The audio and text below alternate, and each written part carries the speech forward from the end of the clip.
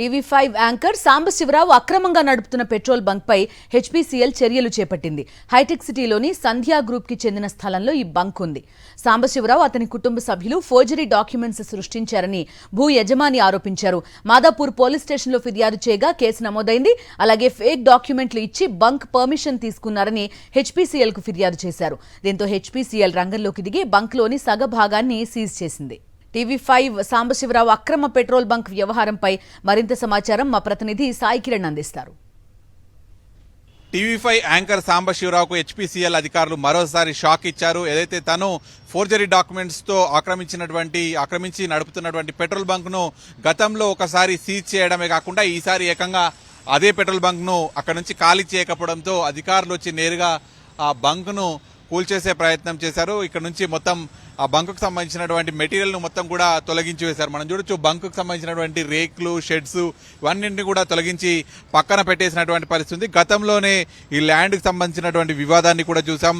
మాదాపూర్ లో ఎగ్జాక్ట్ గా mind space కి ఎదురుగా ఉన్నటువంటి ఈ స్థలంలో దాదాపు 1400 గజాలకు ఉన్నటువంటి స్థలంలో సగం స్థలం మాత్రమే లీజుకు తీసుకొని మిగతా స్థలాన్ని స్థల యజమానికి తెలియకుండా ఫేక్ డాక్యుమెంట్స్ క్రియేట్ చేసి హెచ్పీసీఎల్ తో ఒప్పందం కుదుర్చుకున్నాడు. అయితే ఈ విషయం తెలిసినటువంటి ఓనర్ ఈ మొత్తం స్థలానికి సంబంధించినటువంటి రెంట్ అడిగాడు.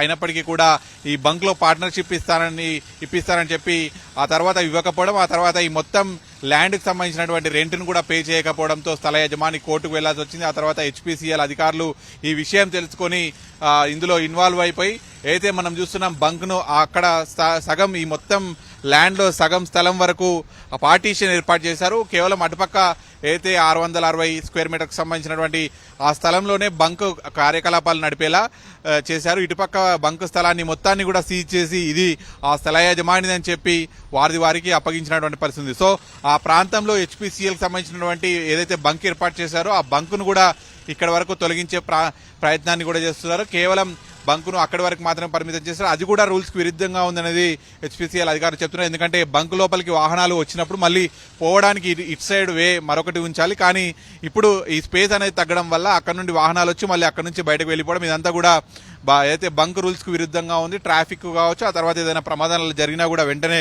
వాహనాలు వెళ్లడానికి కూడా వీలు లేకుండా ఉందనేటువంటిది చెప్తున్నటువంటి పరిస్థితి అధికారులు అయితే. సో గతంలోనే ఈ స్థలానికి సంబంధించి ఖాళీ చేయాలని నోటీసులు ఇచ్చినప్పటికీ కూడా ఖాళీ చేయకుండా యథావిధిగా బంక్ కార్యకలాపాలు నడపడం, ఆ తర్వాత కోర్టు ఆదేశాలతో ఈ బంక్ ను పార్టీషన్ ఏర్పాటు చేశారు. ఆ తర్వాత ఇప్పుడు ఏకంగా నేరుగా వచ్చి మొత్తం బంక్ ను తొలగించే ప్రయత్నం కూడా చేస్తున్నారు. ఇప్పటికైనా స్థల యజమాని ఇక్కడ నుంచి యాక్టివిటీస్ పూర్తిగా తొలగించాలని ఆయన కోరుతున్నటువంటి పరిస్థితి ఉంది. సో హెచ్పీసీఎల్ అధికారులు కూడా మరొకసారి TV5 సాంబశివరావుకు షాక్ ఇచ్చారని చెప్పొచ్చు. వీడియో జర్నలిస్ట్ రవితో కలిసి సాగిరెడ్డి, సాక్షి న్యూస్, హైదరాబాద్.